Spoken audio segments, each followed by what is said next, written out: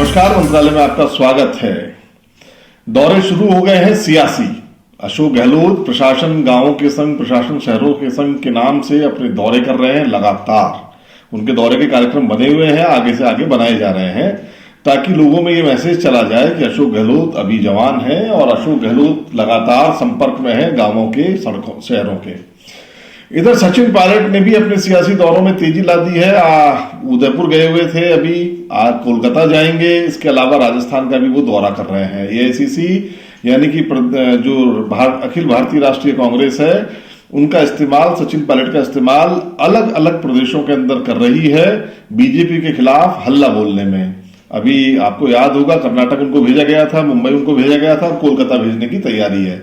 उनको कोलकाता के अंदर बीजेपी के खिलाफ कांग्रेस की रणनीति के तहत भेजा जा रहा है। इधर जो वसुंधरा राजे हैं, वो भी 23, 24, 25 तारीख को उदयपुर की यात्रा कर रही हैं। गुलाब चंद कटारिया, जो कि प्रतिपक्ष के नेता हैं, उन्होंने सियासी बयानबाजी करी थी कि वसुंधरा राजे कहां थी चुनाव के अंदर। स्टार प्रचारक को लेकर के उन्होंने बात करी थी, मतलब एक एंटी वसुंधरा कैंपेन चलाने की कोशिश करी थी। और अब उनको आईना दिखाने के लिए वसुंधरा राजे खुद उदयपुर का दौरा कर रही हैं। और गुलाब चंद कटारिया जब उनकी यात्रा को देखेंगे, यानी वो जो जाएंगी, वहां पर जो समर्थक उनके इकट्ठा होंगे, जिस तरीके से उनका स्वागत होगा, उस तरीके से गुलाब चंद कटारिया की आंखें खुली की खुली रह जाएंगी। ये 3 नेता राजस्थान के अंदर ऐसे हैं जिनकी लीडरशिप अभी भी बरकरार है और वो जनता के नेता हैं। अशोक गहलोत, सचिन पायलट और वसुंधरा राजे, बिल्कुल ये 3 नेता हैं। इसके अलावा चौथा नेता अभी तक ऐसा नहीं हुआ जो पूरे राजस्थान के अंदर अपने नाम से भीड़ इकट्ठा कर सके। चौथा नेता ऐसा अभी तक नहीं हुआ है।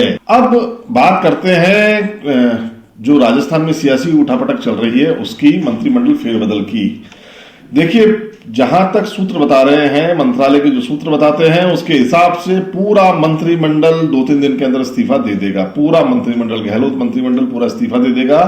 ये इसलिए होता है क्योंकि ऐसा माना जा रहा है कि अशोक गहलोत जो मुख्यमंत्री हैं राजस्थान के, वो मंत्रिपरिषद की एक बार फुल बैठक बुलाएंगे और एक मैसेज दिया जाएगा सबसे इस्तीफा लेकर के कि आलाकमान जिसको चाहे रख सकता है, जिसको चाहे हटा सकता है। हालांकि एक्सरसाइज पहले कर ली गई थी, हर बार ऐसा ही होता है। तो मुख्यमंत्री पूरे मंत्रिमंडल का एक बार इस्तीफा लेंगे, क्योंकि मंत्रिमंडल विस्तार की बात मुख्यमंत्री ने नहीं कही है, मंत्रिमंडल पुनर्गठन की बात मंत्रिमंडल जो मुख्यमंत्री है उन्होंने कही है। तो यानी अगर खाली 3 ही मंत्रियों को हटाना होता तो वो बहुत बड़ी बात नहीं थी, क्योंकि उनकी बात चल रही थी। लेकिन अगर मंत्रिमंडल पुनर्गठन करना है पूरा का पूरा और कुछ और वैकेंसीज निकालनी है, तो ये मुख्यमंत्री को ये करना पड़ेगा। और ऐसा माना जा रहा है कि 19 तारीख यानी कल अजय माकन आ रहे हैं। 19, 20, 21 3 दिन वो यहाँ रहेंगे। मुख्यमंत्री के कल तक के प्रोग्राम है। मुख्यमंत्री कल शाम को अजय माकन से मुलाकात कर सकते हैं। कहा जा रहा है कि अजय माकन चिट्ठी लेकर के आ रहे हैं, चिट्ठी लिफाफा लेकर के आ रहे हैं। लिफाफे के अंदर वो तमाम नाम है जो कि अशोक गहलोत और सचिन पायलट दोनों की लिस्ट को कंपाइल अप करके और राजनीतिक मंथन करके 10 जनपद ने तैयार किए हैं। इसके अंदर जो नाम आएंगे, ये कयास लगाए जा रहे हैं। कयास काफी बार सच भी होते हैं, 90% तक सच हो जाते हैं। कारण यह है कि इक्वेशन के हिसाब से कयास लगाए जाते हैं। जो नाम चल रहे होते हैं उन्हीं में से निकल करके आते हैं। कुछ नाम कुछ नाम अलग से भी आ सकते हैं, ऐसा नहीं है कि नहीं आ सकते। लेकिन हाँ, कमोबेश 90% वही लिस्ट आती है जो लिस्ट मीडिया में चल रही होती है।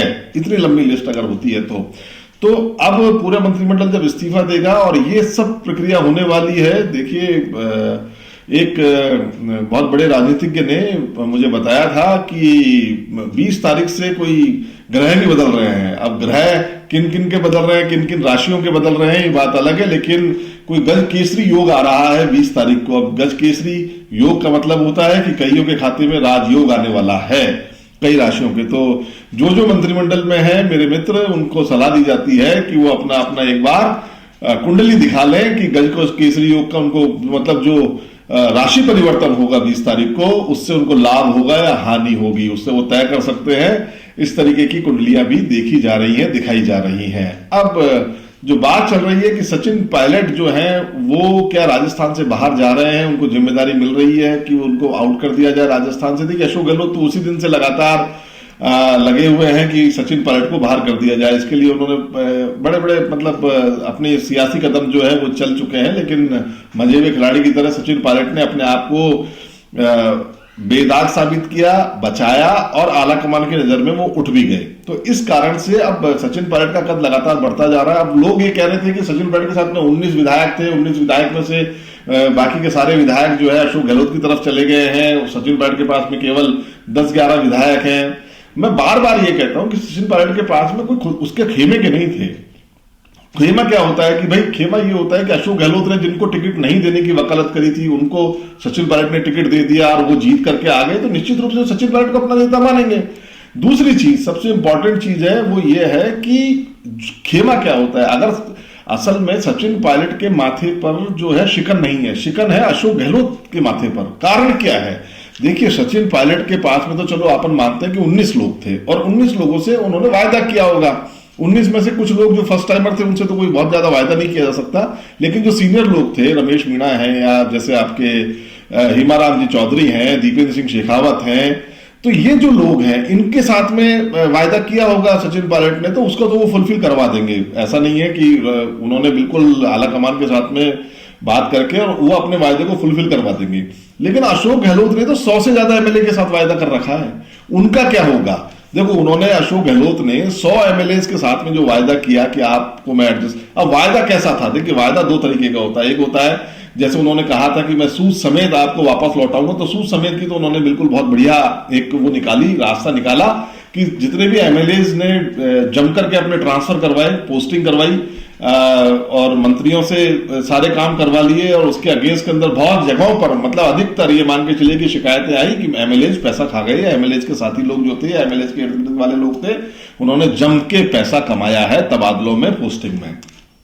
होता है, लेकिन इस बार बहुत ज्यादा हो गया, अति हो गई, मुख्यमंत्री के सामने भी आ गई और मुख्यमंत्री ने डोटासरा को, देखिए मैं उस दिन की बात वापस करता हूं कि डोटासरा को मुख्यमंत्री, जरूरी नहीं था कि मुख्यमंत्री उस बात को कहते, लेकिन सबके सामने डोटासरा को बेइज्जत कर दिया आपके अशोक गहलोत ने। भाई, आप किसी से भी पूछोगे तो कहेंगे ना कि हाँ भाई तबादलों में पैसे लिए जा रहे हैं। अब आपने बात छेड़ी है और शिक्षा मंत्री के सामने छेड़ दी है, तो यानी आपने आला कमान तक मैसेज दे दिया। ये अशोक गहलोत की पुरानी शैली है, ऐसा नहीं है कि अशोक गहलोत की ये कोई नई शैली है। ये एक मैसेज दिलवा देते हैं, जो भी पीसीसी चीफ होता है उसको बिल्कुल उसके खिलाफ एक मैसेज ये आला कमान तक पहुंचा देते हैं कि देखो इसकी छवि कैसी है। मतलब तो एक छवि, भ्रष्टाचार की जो छवि है वो ऑटोमेटिक अशोक गहलोत ने आला कमान तक पहुंचा दी है, क्योंकि जो भी सर उठाएगा वो कुचल दिया जाएगा। यह अशोक गहलोत की नीति है। चलिए उसको छोड़ते हैं, बात करते हैं मंत्रिमंडल विस्तार की। तो मंत्रिमंडल विस्तार के अंदर जो है स्थितियां ये बन रही हैं कि विद इन 2-3-4 दिन के अंदर कल अजय माकन आ रहे हैं। अशोक गहलोत ने भी आगे के प्रोग्राम, 19 तारीख के बाद के प्रोग्राम अभी तक नहीं बनाए हैं। इसका मतलब है, और 18 तारीख यानी कि आज जो है राजस्थान के 3 मंत्री दुबई गए हुए थे, प्रसादी लाल मीणा, शांति धारीवाल और एक अर्जुन मामनिया, वो भी वापस लौट रहे हैं। यानी कि सब के सब लोग अब इकट्ठा हो रहे हैं जयपुर के अंदर कल से। तो 19, 20, 21 यानी 3 दिन इतने महत्वपूर्ण है कि 3 दिनों के अंदर पूरा मंथन कर लिया जाएगा। हो सकता है पॉलिटिकल नियुक्तियां पहले हो जाए, हो सकता है मंत्रिमंडल फेरबदल पहले हो जाए। ये सब चीजें 3-4 दिन के अंदर है और ये करना भी बहुत जरूरी है, क्योंकि आला कमान का फुल फ्लैश दबाव है। अजय माकन का अगर कार्यक्रम नहीं बदला, कई बार अजय माकन का प्लेन ऊपर की ऊपर से वापस लौट जाता है, तो अजय माकन का अगर प्लान नहीं बदला और वो कल पहुंच गए, तो निश्चित रूप से आप मानिएगा कि अगले 4-5 दिन के अंदर आपको राजस्थान के समीकरण बदलते हुए नजर आएंगे। और जहां तक पूरा विश्वास है, पूरा मंत्रिमंडल एक बार इस्तीफा देगा, उसके बाद में वही लोग, उन लोगों के इस्तीफे स्वीकार हो जाएंगे जो जिनके नाम 10 जनपद से नहीं आए हैं, और जिन लोगों के नाम 10 जनपद से आए हैं उनको कंटिन्यू किया जाएगा। दूसरा, जो विभाग है वो विभाग भी इस बार बदले जाएंगे, क्योंकि विभागों को लेकर के बहुत ज्यादा शिकायतें आ रही है। प्रमोद जैन भाया, खान विभाग में भ्रष्टाचार की शिकायतें बहुत ज्यादा आई हैं। इसके अलावा प्रताप सिंह खाचरियावास के आरटीओ में बहुत ज्यादा शिकायतें हैं। रघु शर्मा और गोविंद सिंह डोटासरा हट ही रहे, दोनों के ऊपर भी बहुत बड़े आरोप लगे। तो इस तरीके से मंत्रिमंडल का पूरा सांचा जो है बनाया जा रहा है। और स्थिति यह है, इस बार आला कमान ये चाहता है कि किसी भी रूप में सचिन पायलट को संतुष्ट कर दिया जाए, उसके सारे जितने भी नाम हैं उनको एडजस्ट कर दिए जाए।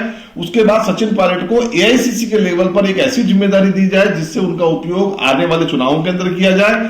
इवन सचिन पायलट को राजस्थान में भी बनाए रखा जाए, क्योंकि सचिन पायलट को अगर राजस्थान में बनाए नहीं रखा तो यहां पर दूसरा कोई लीडर नहीं है, अचानक वापस अशोक गहलोत तानाशाह हो जाएंगे। जिस तरह से वो आंख पहले दिखाते रहे हैं, दोबारा भी वो आंख दिखाने लग जाएंगे। तो अब इस समय आलाकमान ऐसा कोई भी रिस्क लेने को तैयार नहीं है, इसलिए वो भूमिका भी सचिन पायलट को वही देगा जिसमें राजस्थान उनका ना छूटे। मंत्रालय में आज इतना ही, कल फिर मुलाकात करेंगे नए मुद्दे के साथ। दीजिए इजाजत, नमस्कार।